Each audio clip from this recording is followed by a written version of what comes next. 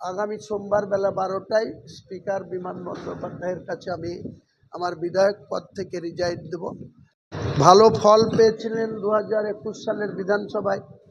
22-এর মধ্যে 2টো ভারতীয় জনতা পার্টি আর 20টা তৃণমূল কংগ্রেসের। আমি এখনও তৃণমূলের বিধায়ক, সাসপেনশন বিধায়ক হিসাবে। আগামী সোমবার বেলা 12টায় স্পিকার বিমান বন্দ্যোপাধ্যায়ের কাছে আমি আমার বিধায়ক পদ থেকে রিজাইন দেব।